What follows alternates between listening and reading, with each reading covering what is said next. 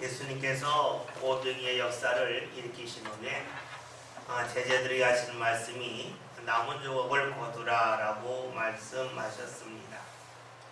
예수님께서 지금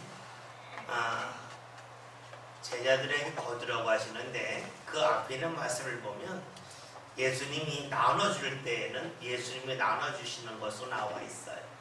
그리고 거둘 때에는 제자들에게 거두라라고 말씀을 하십니다.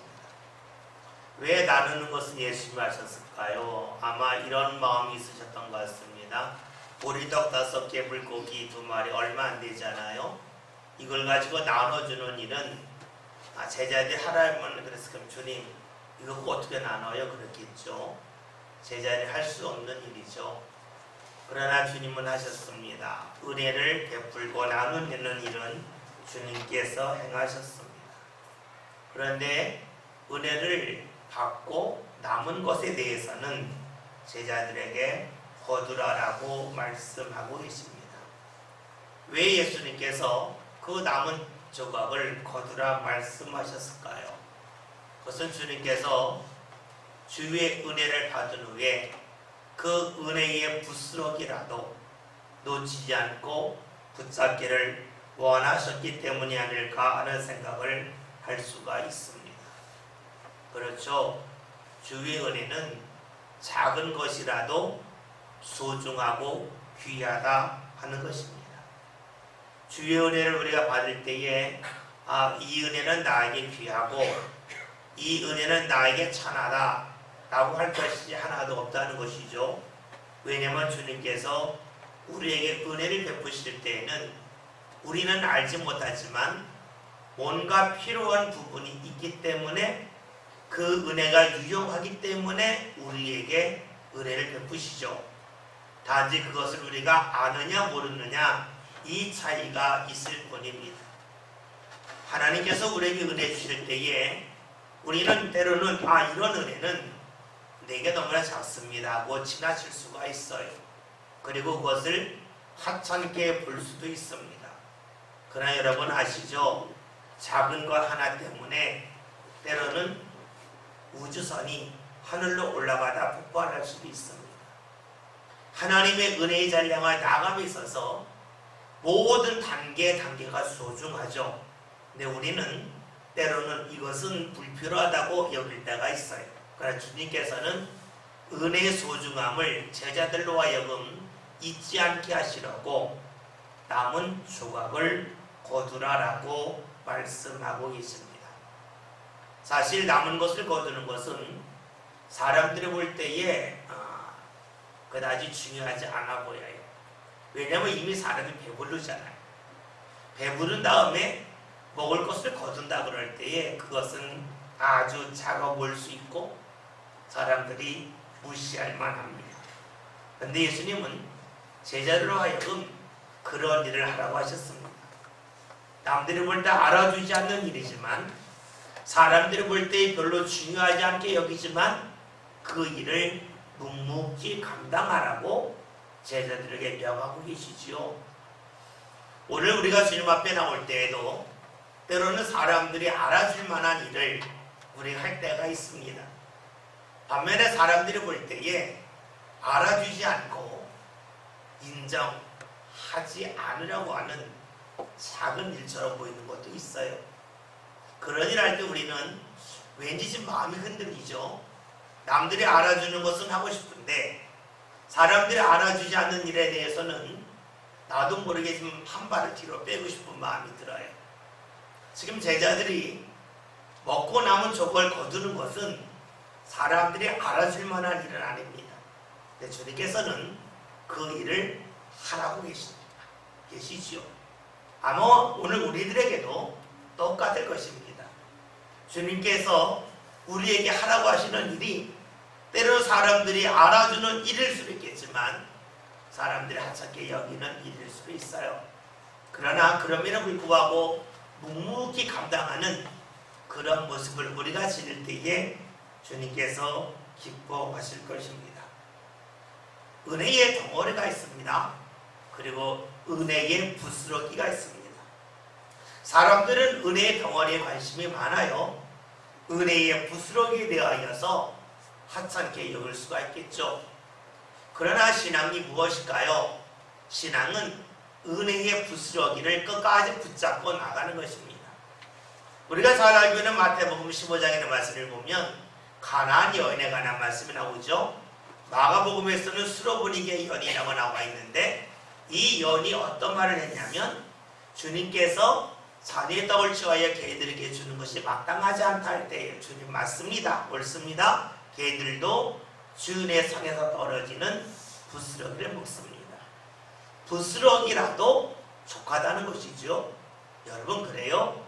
우리가 주의 은혜를 받는다 그럴 때에 부스러기 은혜만 우리 삶 가운데 임해도 우리의 삶은 하나님의 역사도 마음껏 채워질 수 있다는 것입니다. 간혹 이런 생각을 해봅니다. 여러분 박물관에 가보면 예전에 오래전에 사용하던 그 어떠한 그 유물들이 남아있잖아요. 그 유물들을 보면 뭐 대단한 것도 있지만 때로는 하찮은 것이 있죠. 빛 같은 것도 있고 또 때로는 사람들이 사용하는 어떤 밥그릇 같은 거 있어요. 별거 아니에요. 그런데 그것이 몇십 년 지나고 몇백 년 지나고 몇천 년 지나면 유물이라고 무척이나 귀하게 여깁니다. 그 당시에 귀하게 여긴 것도 있었겠지만 어쩌면 그 당시에는 천덕꾸러기 했던 것도 있을 거예요. 근데 지금 우리가 그것을 귀하게 여기지요. 아마 여러분 집에 수천 년 전에 사용했던 그릇이 하나 있으면 아마 그것 때문에 여러분의 삶이 크게 바뀔 수 있을 거예요.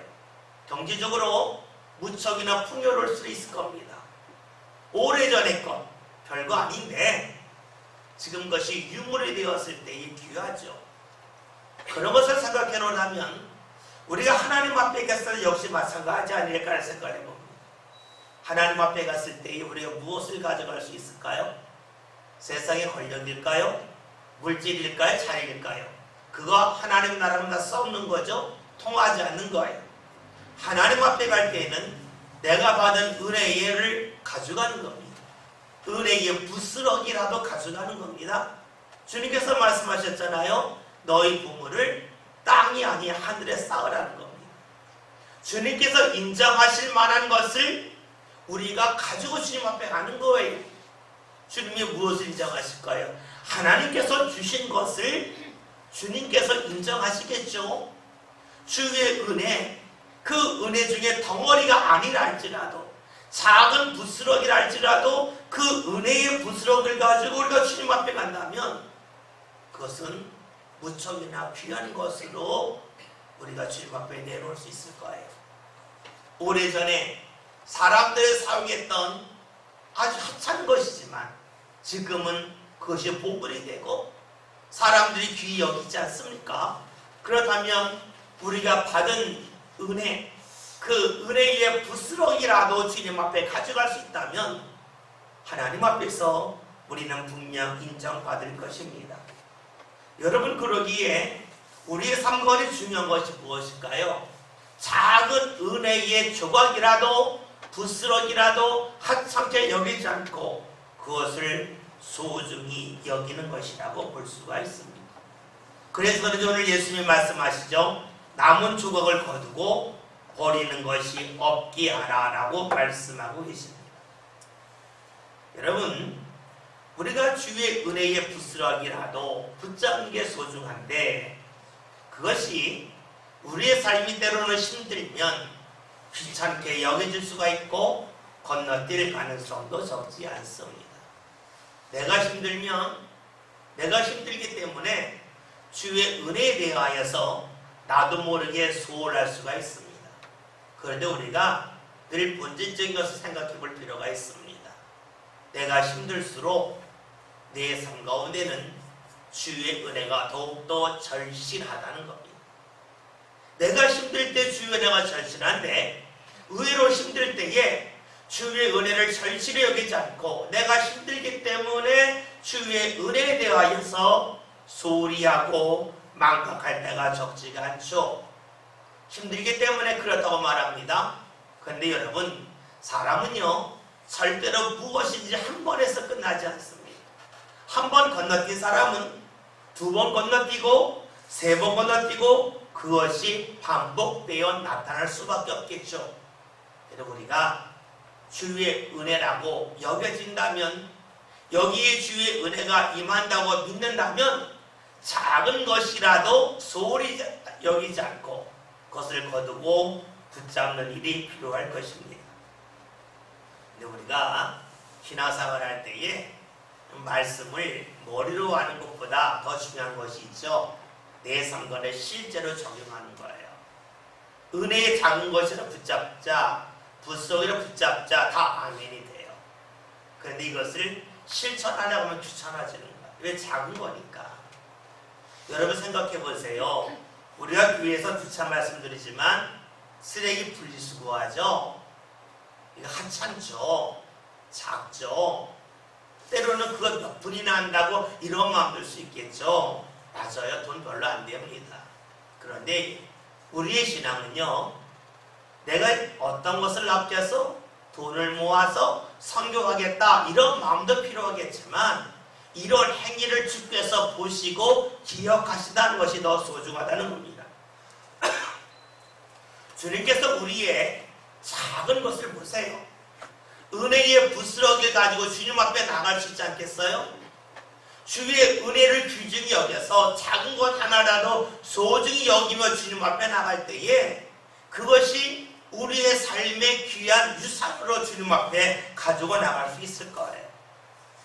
우리가 하나님 앞에서 작은 것이라도 아낄 줄 알고 또 작은 것이라도 헌신하고 봉사할 줄 아는 것, 여러분 이런 삶이 이어질 때에 우리는 고백할 수 있을 거예요. 저는 주의 은혜라면 부스러기라도 소중히 여기고 남은 조각을 거두었던 제자들처럼 저도 그렇게 살려고 싶습니다. 제 중심이 거기 있습니다 라고 주님 앞에 고백할 수 있을 겁니다. 주님께서는 우리 외모가 아닌 중심을 보신다 그러셨잖아요.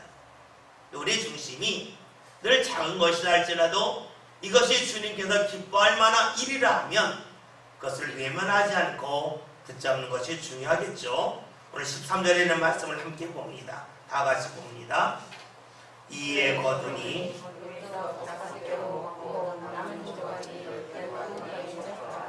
아멘. 말씀을 보면 제자들이 지금 보리떡만 거두었습니다.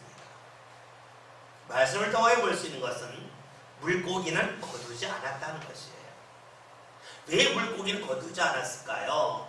여러분 그렇죠? 이게 떡이나 빵은 좀 이렇게 떨어진 것도 좀 다시 재활용할 만한데 생선 먹다 남은 찌꺼기는 좀 먹기에 좀 그렇잖아요. 아마 제자리에 볼 때에 이것은 좀 재활용 가치가 있고 재활용 가치가 없다라고 생각을 해서 떡은 모으고 물고기는 모으지 않았을런지도 모릅니다. 제자들의 판단이 나름대로 이성적인 판단이었겠죠. 그러나 우리가 생각할 것은 주님께서 말씀하신 것은 그것이 아니라는 겁니다. 주님은 다 거두라고 하셨는데 제자들은 스스로 판단하고 결정을 내리고 있습니다. 제자들이 주의 말씀을 따릅니다. 남은 조각을 거둡니다. 부스러기를 거둡니다. 순종은 하긴 하는데 이들은 어떠합니까? 완벽한 순종이 아니죠. 온전한 순종이 아니죠. 선별적인 순종을 하고 있습니다. 요한복음을 보면 이렇게 제자들이 좀 무지한 모습, 때로는 주님 앞에서 바르게 서지 못한 모습에 관하여 끊임없이 반복해서 말씀해 주고 있습니다. 왜 그랬을까요? 우리가 그 답을 정확하게는 할 수 없겠지만 추론할 수 있는 것은 예수님께서 하신 말씀이 대부분 어떤 말씀이냐면 지금 너희가 알지는 못하나 이후에는 알리라 하는 것입니다. 그러면 이후라는 것이 무엇일까요? 예수님의 십자가와 부활일까요? 물론 그럴 수도 있어요. 그러나 우리가 중요한 것은 무언가 눈으로 보았기 때문에 사람이 달라지지는 않는다는 겁니다. 눈으로 본 것 때문에 달라지는 것은 잠깐입니다. 진짜 달라지는 것은 속이 뒤집어지는 거죠. 그러면 이전과 이후가 무엇일까요? 예수님이 부활하신 후에 제자들에게 나타나셨다는 말씀이 너희가 성령을 받으라 말씀을 하셨어요. 그러니까 이 제자들의 변화는 예수님의 부활 이후에 주님께서 말씀하신 대로 성령을 받으라. 성령을 받은 다음에 달라지는 것이 되겠죠. 여러분 그렇습니다. 성령을 받아 내적 변화가 일어나기까지 제자들은 주의 말씀에 순종을 하지만 온전한 순종을 하지 못하고 그리고 자신의 주장을 계속해서 나타내고 있습니다. 오늘 우리도 역시 그렇죠. 성령께서 내 마음을 뒤집어 주지 않는다면, 성령께서 나를 이끌어 주지 않는다면 주의 말씀에 불순종한다는 것이 아니라 순종할 수 있지만 온전한 순종을 하지 않고 무언가 무엇을 이건 아닌데 하면 주의 말씀을 들었다 할지라도 나 스스로 주의 말씀을 멀리하고 만나는 것이에요. 성령께서 역사하지 않으면 우리는 주의 말씀을 따르는 것이 아니라 주의 말씀을 참고로 한다는 것이에요. 마치 이스라엘 사람들이 약속의 땅을 정탐한 후에 돌아와 산지에게 무엇이었습니까? 그 땅 들어가면 안 된다는 것이었죠. 하나님이 그 땅을 소개한 게 아니죠. 하나님이 약속해 주셨어요. 주시겠다는 거예요. 야, 이 땅이 좋은데 너네가 들어가면 살면 어떻겠냐? 하나님이 부동산 중개업자처럼 그 땅을 소개한 게 아니에요. 약속하신 거예요. 그런데 이들은 주님의 약속을 약속으로 받아들이지 않고 참고를 여겼어요. 왜요? 그들의 마음에 주님이 없기 때문에 그래요. 여러분 그래요. 오늘 우리가 주의 말씀을 많이 들을 수 있지만 주의 말씀을 참고로 해서 살 수도 있고 주의 말씀을 의지해서 살 수도 있어요. 그리고 내가 주의 말씀을 참고로 했기 때문에 주의 말씀대로 움직이는 것처럼 보일 수 있어요. 그러나 그것은 말씀대로 움직이는 것이 아니라 내가 말씀을 참고로 했을 뿐이에요. 진짜 우리의 변화는 성령이 함께할 때 일어나는 거예요. 성령이 함께하지 않는다면 우리는 주의 말씀을 따를 수 없습니다. 제자들이 남은 것을 거두려 했을 때에 떡만 거두지 않습니까? 순종하는 것처럼 보여도 실제적으로는 온전한 순종이 아니었습니다. 주의 말씀을 듣고 이것은 괜찮겠다, 이것은 괜찮지 않다 스스로 판단했습니다. 그러니 순종이 아니고 참고라고 볼 수가 있습니다. 오늘 말씀을 보면 제자들이 남은 떡을 거두지요. 근데 말씀을 보았더니 12바구니에 이들이 채웁니다. 12바구니에 채웠다고 하는 것은 제자가 12명이니까 한 사람이 한 바구니씩 채웠다고 볼 수가 있습니다. 이들이 지금 12바구니에 채웠습니다. 그런데 우리가 생각할 것이 있죠. 이들의 바구니 크기가 얼마나 있을까 하는 것을 한번 좀 생각해 볼 필요가 있어요. 이들의 바구니 크기가 성경에 나와 있지는 않지만 아마 준비한 크기만큼 채웠겠죠. 큰 바구니 또 작은 바구니 여러 가지가 있었겠죠. 지금처럼 기계로 찍어내는 게 아니니까 사람이 만들었기 때문에 크고 작음의 차이가 있을 겁니다. 그런데 모두 채웠다는 겁니다. 다시 말하면 자기가 준비한 바구니에 채운 겁니다. 여러분 그래요. 우리 신앙은요, 내가 준비한 바구니만큼 채우는 겁니다. 내가 준비한 바구니가 작으면 거기뿐이 채울 수가 없어요. 바구니가 크면 큰 만큼 채우는 거죠. 여러분 그러기에 우리가 다른 말로 우리의 신앙의 그릇이 얼마느냐 이것이 중요하다고 말하죠. 왜냐하면 주님은 우리의 삶을 채워주시는데 준비한 만큼 채워주시기 때문에 그래요. 그래서 우리가 신앙생활 할 때에 그릇을 만드는 것이 무척이나 중요하죠. 우리가 주의전에 나오는 것은 무엇일까요? 내가 내 믿음의 그릇을 가지고 나오는 거예요. 근데 그 그릇을 크게 만들 수도 있고 작게 만들 수도 있겠죠. 주님 앞에 가까이 나온다고 하는 것은, 자주 찾는다고 하는 것은 우리의 그릇을 크게 만드는 거라고 볼 수 있을 겁니다. 여러분, 준비한 만큼 채우게 되어져 있습니다. 우리 말씀을 보면서 이런 생각을 해봅니다.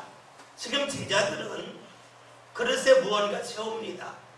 사람들이 배불리 먹고 다 돌아갔는가? 그 다음에는 말씀을 보면 사람들이 예수님을 선지자라고 하고 또 왕으로 세우렸다고 하는 말씀이 있는 것을 볼 때에 사람들이 다 떠난 게 아니에요. 지금 제자들은 열심히 주의 말씀을 듣고 바구니에 채우고 있는데 다른 사람들은 어떻게 하고 있나요?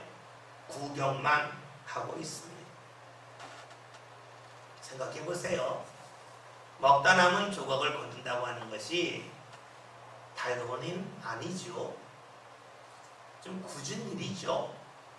굳은 일을 하고 있는데 다른 사람들은 그걸 보고 팔짱을 끼고 있어요. 아마 이들은 말했을지 몰라요. 우리는 주의 말씀 안 들었어. 들은 사람이 해야지. 그렇게 말할 수도 있어요. 그런데요, 우리가 살아가면서 내가 주의 감동을 직접 받고 나서 말씀이 직접 내게 임하여서 순종할 때도 있지만 주위 사람들이 신앙 가운데 은혜 받고 복 받는 걸 보면서 따라갈 때도 있죠. 우리가 잘 알고 있는 말씀 중에 사무엘하 6장에 나와 있는 말씀이 있잖아요. 하나님의 말씀의 개가 아비나답의 집에 있다가 나올 때에 그 웃사가 잘못해서 그 죽죠. 그러니까 말씀의 예를 줘서 옮겨오지 못하고 그 말씀을 오벳 에돔의 집에 갖다 놨어요. 근데 오벳 에돔의 집에서 그 말씀의 개가 있는지 3개월 만에 그 집에 주의 복이 임해요. 다윗이 그걸 봐요. 어떡합니까? 그러니까 얼른 가서 하나님의 말씀의 개를 가져오죠. 다윗이 기도하다가 야 하나님의 말씀의 개가 있으면 복 받는다. 말씀을 듣고 움직인 게 아니에요. 오벳 에돔의 집에 하나님의 복이 임하니까 그 원인이 하나님의 말씀의 개에 있구나. 그걸 보고 가져온 거예요. 다윗이 신앙생활 하면서 하나님의 감동을 직접 받아서 얼마나 움직였습니까? 성경을 보세요. 별로 없어요.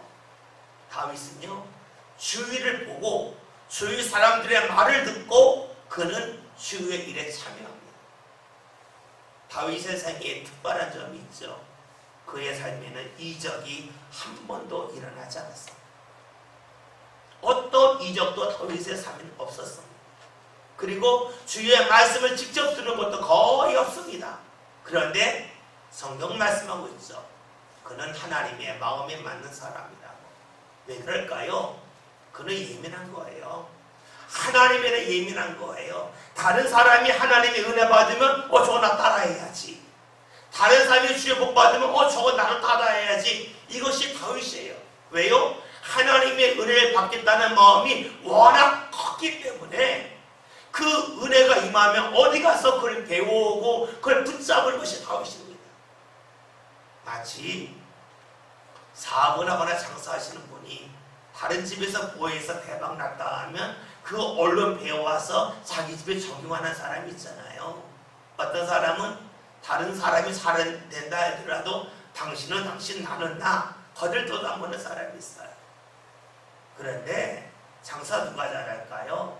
사업 누가 잘할까요? 다른 사람이 잘 되면 어떻게 그것을 벤치마킹 한다고 그러죠? 배워오는 거예요. 여러분 오늘 말씀을 보세요. 제자들이 주의 말씀을 듣고 걷어요. 그런데 그 말씀하신 주님이 어떤 분입니까? 오병이의 역사를 일으키신 분이에요. 근데 사람들이 뭐합니까? 구경만 하고 있다는 거예요. 왜요? 굳은 일이잖아요. 귀찮은 일이잖아요. 그러니까 하고 싶지 않아서 구경만 하고 있습니다.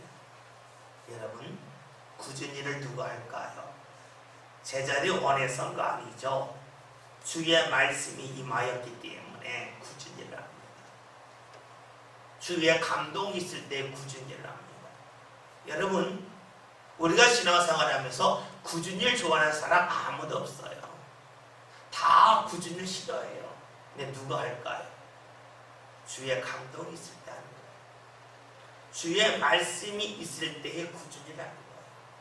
여러분 교회 올 때에 편하게 신앙생활하고 싶은 마음 누구는 없겠어요. 그러나 굳은 일을 하는 거예요. 왜요? 주님이 나에게 그렇게 감동을 주시니까, 주님께서 나에게 그런 말씀을 주시니까 제자들이 굳은 일, 먹다 남은 그 조각을 거두는 것처럼 우리는 그 일을 하는 거예요. 그런데요, 그런 일을 할 때에 팔짱 끼는 사람이 있어요.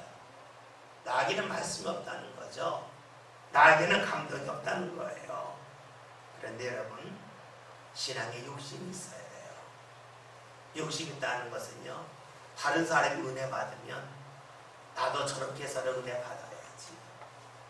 하나님이 저 사람한테 역사하셨다면 왜 역사하셨을까? 나도 그처럼 해서 주의 역사의 자리에 서야지. 이런 마음이 있는 사람이 주의 은혜를 붙잡을 수 있겠죠. 여러분, 우리가 주의 전하면서 뭐합니까? 먼저 하나님께 영광, 두 번째는 내 삶 가운데 주의 은혜가 임하기를 소망하잖아요. 네 번째는 소망을 하는데 어떻게 해야 주의 은혜가 임할런지에 대해서는 별 생각이 없어요. 무척이나 중요한 거죠. 은혜를 받겠다 하면 어떻게 해야 은혜를 받는지를 알아야죠. 공부를 잘하겠다 하면 어떻게 해야 공부를 잘할 수 있는지를 생각해야죠. 무조건 하면 안 되잖아요. 오늘 우리가 스스로 물어야 돼요. 나는 주의 은혜를 사모하는가? 그가 정말일까? 정말이라면 내가 은혜 받는 방법을 얼마나 알고 있고 은혜 받는 방법에 대하여 내가 얼마나 민감하고 예민하게 반응한가를 살펴볼 필요가 있습니다. 다시 말씀드립니다. 내가 주의 감동을 직접 받고 움직이면 좋아요. 그러나 다른 사람에게만 감동이라 할지라도 그것을 붙잡는 사람이 다윗과 같은 사람이고 하나님의 마음에 합한 사람, 마음이 맞는 사람임을 우리가 꼭 기억했으면 좋겠습니다. 14절 말씀을 다 같이 함께 읽겠습니다. 말씀 읽습니다.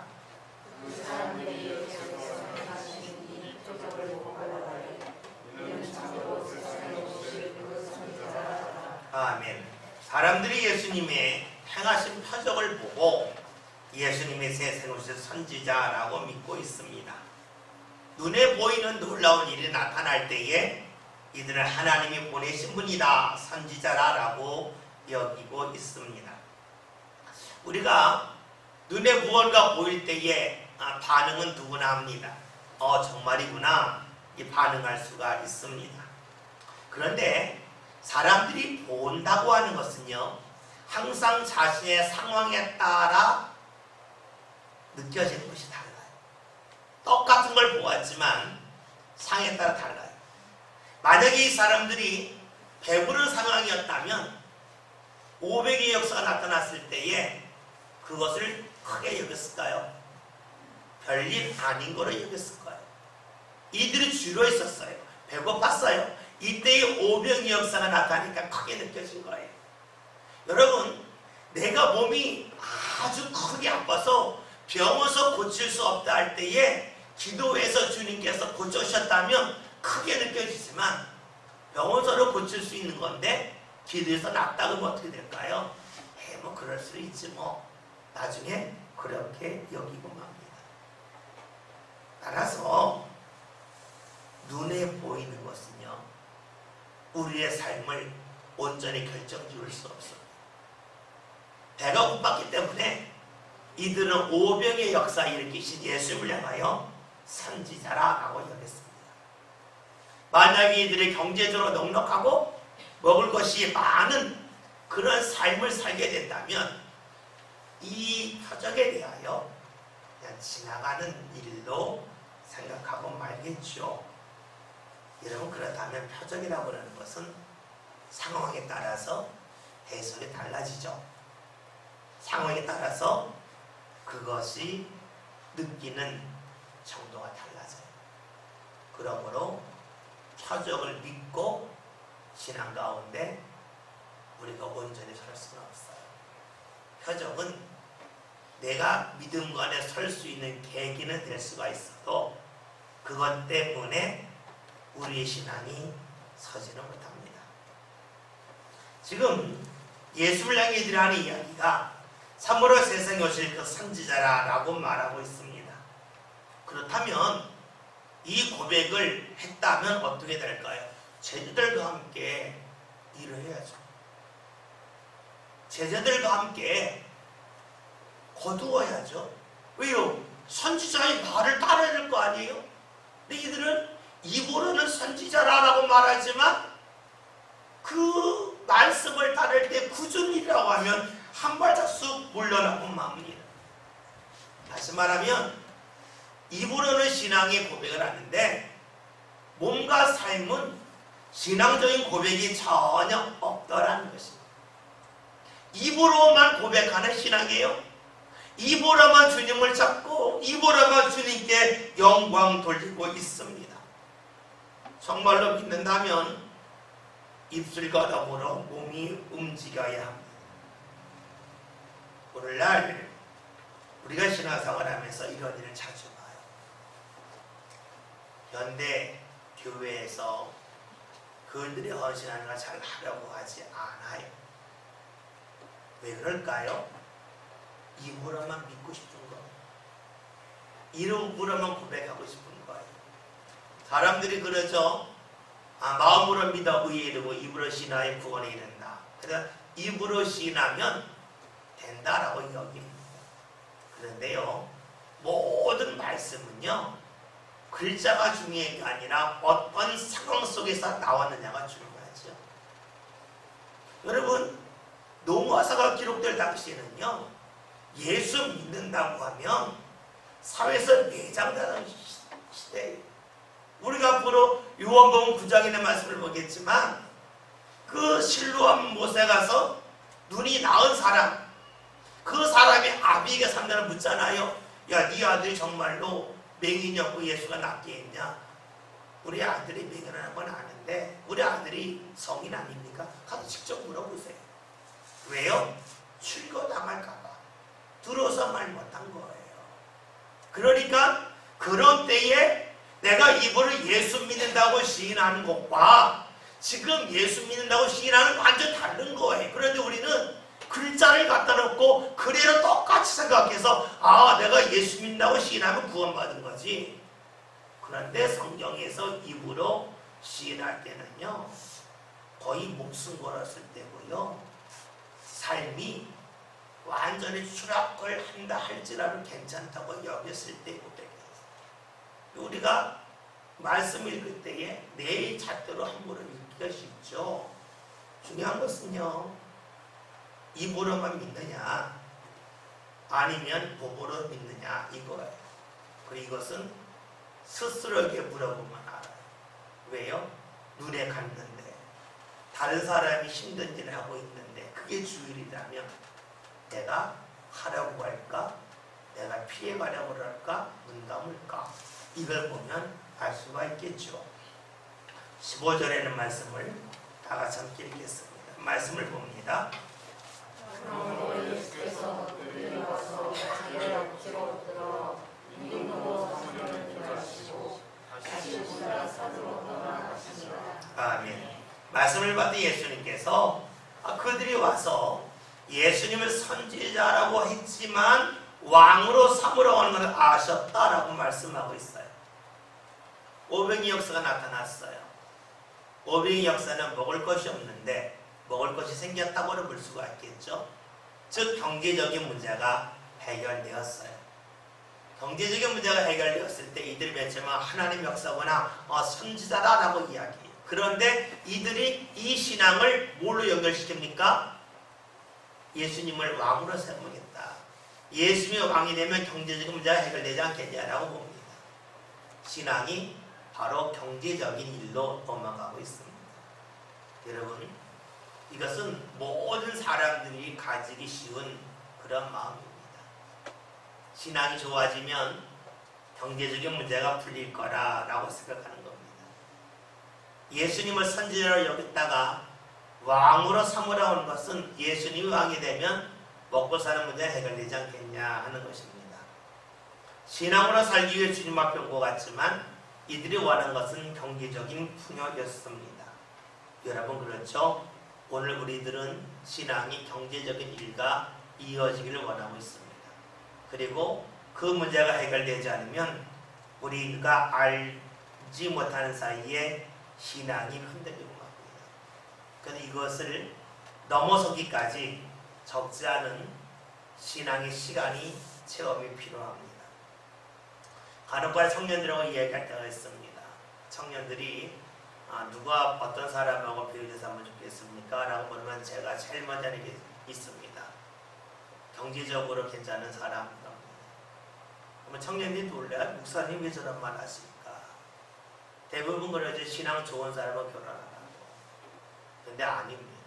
왜 아니냐면 답은 그건데 청년들이 신앙이 좋은 것 같은데 경제적으로 어려우면 거의 100 중에 8, 90은 다 쓰러집니다. 경제적으로 어려운 경험이 없는데 신앙이 좋은데 이 사람이 경제적으로 어렵다. 맨 처음에 좋다 그러죠. 1년 안에 거다 퍽퍽 쓰러집니다. 저는 사실 그런 사람을 많이 봤습니다. 제가 어렸을 때에 제 주위에 청년들이 참 많았어요. 그래서 이 청년들이 결혼하고 어떻게 사는지를 많이 보아봤어요. 그래 놀라운 것은요. 기도 열심히 하면서 좀 경제적으로 풍요롭고 믿음 생활 하는 사람이 있어도 안 만나겠다. 난 믿음 좋은 사람 만난다. 그래서 믿음 좋은 사람하고 결혼했어요.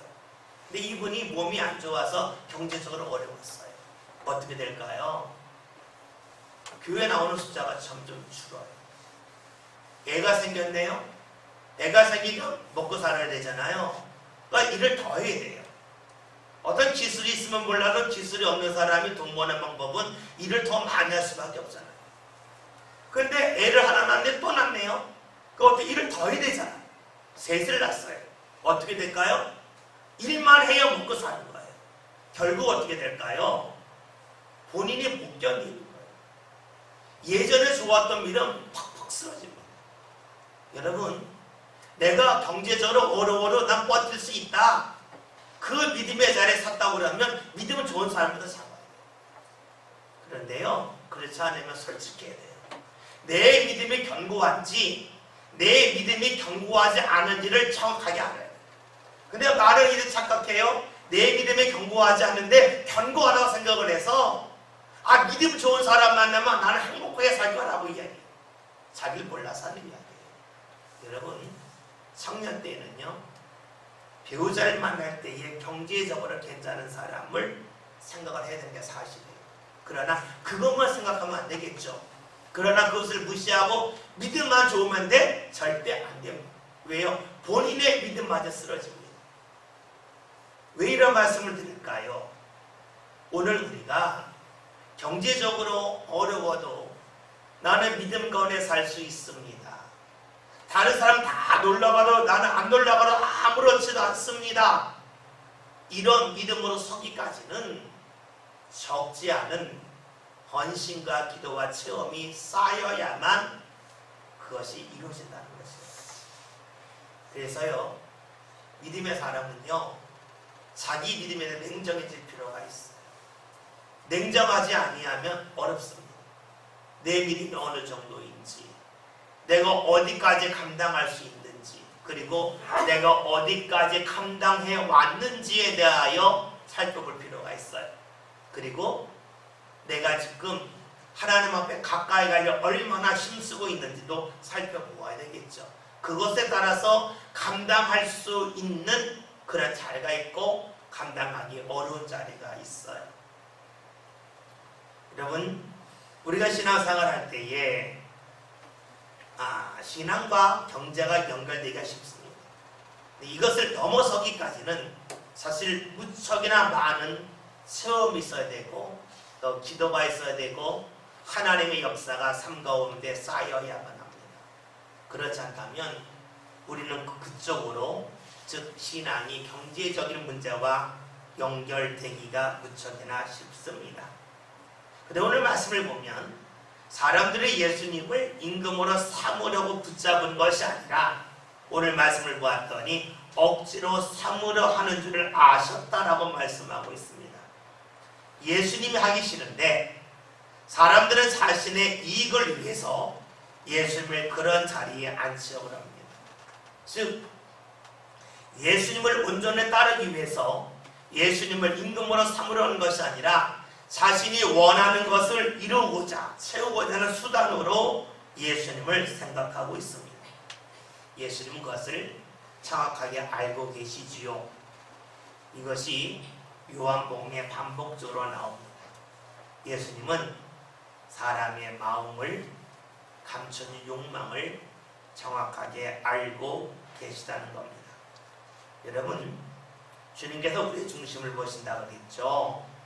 순수하지 못한 것은 주님 앞에 다 드러날 수밖에 없습니다. 마태복음과 누가복음을 보면 예수님이 세 가지 시험을 받으시죠. 돌을 떡으로 만들라, 그리고 성전에서 뛰어내리라, 내게 절하라, 이것이 있죠.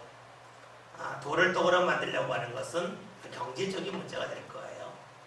성전에서 뛰어내리려고 하는 것은 이름을 날려라, 명예를 높이라는 거가 되겠죠.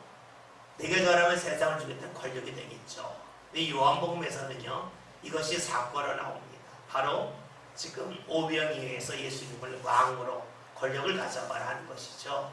예수님은 그걸 거부하시죠. 나중에 요한복음 7장을 보겠지만 예수님이 소막절에 되었을 때에 형제들이 말하죠.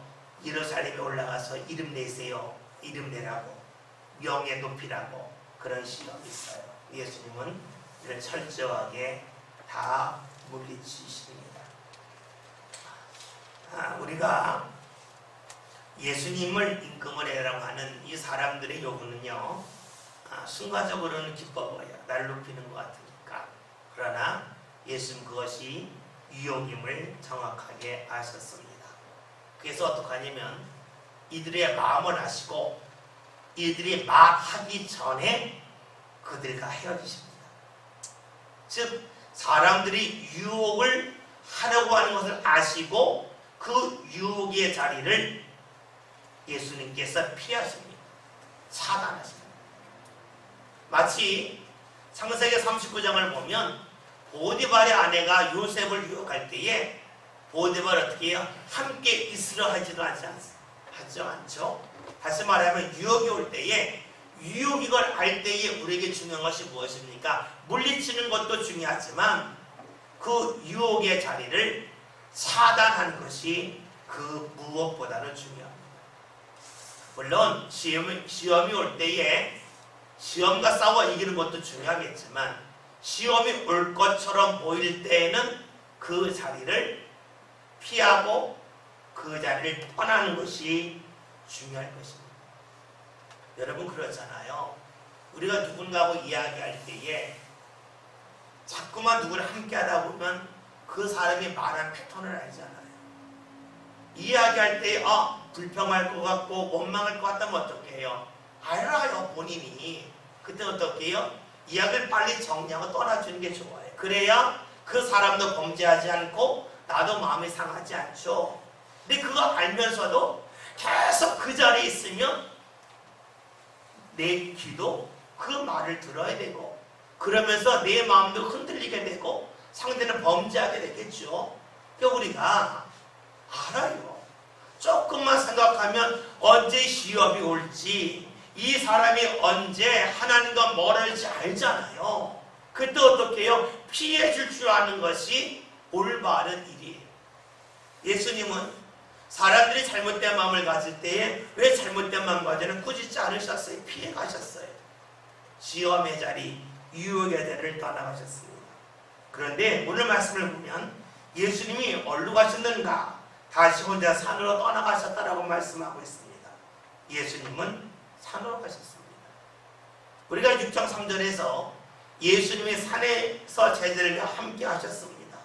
여러분 산이 어떤 곳일까요? 공간적으로 볼 때는 하늘과 가깝다고 말할 수가 있겠고 산이라고 하는 것은 사람들이 잘 가지 않는 곳이 되겠죠. 예수님은 사람을 피해서 그리고 하나님과 조용한 시간을 가질 수 있는 산으로 가셨습니다.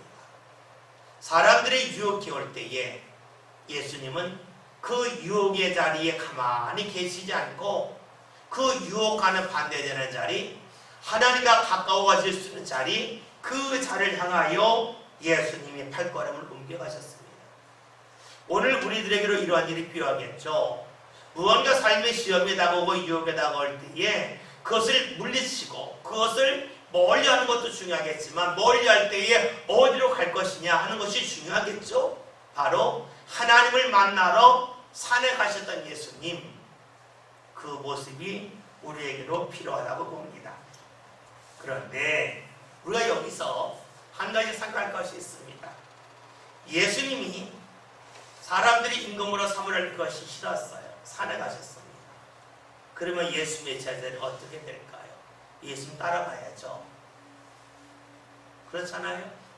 예수님 따르겠다고 집도 버리고 직업도 버리고 따랐어요.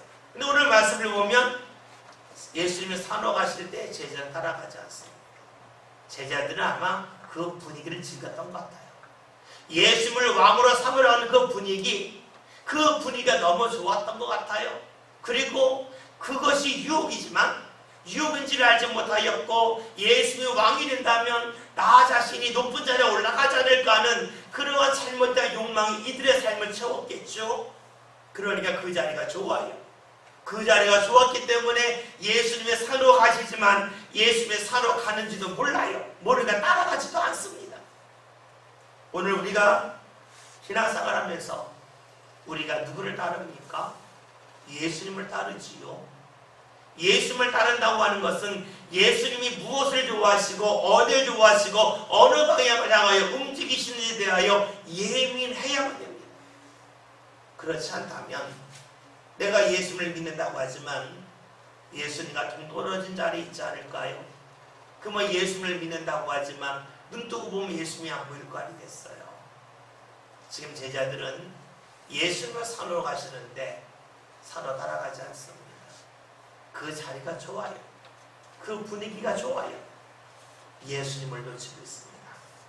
혹여나 우리들이 신앙생활하면서 내 자리가 좋다고 이 자리라는 것이 흥분된다고 해서 예수님을 놓치는 일은 없었으면 좋겠습니다.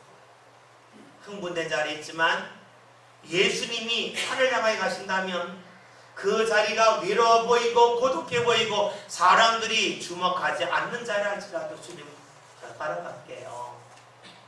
이것이 우리의 신앙이 되야 될 것입니다. 왜냐하면 주의 은혜는 주님이 계신 곳에 임하는 것이지 주님이 계시지 않는 자리에 주의 은혜가 임하리 만무하기 때문이겠죠. 제자들이 예수를 놓치고 있습니다. 오늘 저와 여러분이 예수님을 놓치지 맙시다. 혹여나 내가 좋아하는 일 때문에 또 내가 가까운 사람이 주위에 있기 때문에 거기에 내가 이목이 집중되어서 예수님을 놓치는 일이 없었으면 좋겠습니다. 예수님이 가시는 길이라면 산이랄지라도 그 자리까지 우리의 삶이 우리의 몸이 움직여져서 주님을 가까이 하고 주님을 가까이 하는 가운데 주의 은혜 역사가 저와 여러분들 삶 가운데 풍성히 나타날 수 있기를 주의 이름으로 기도합니다.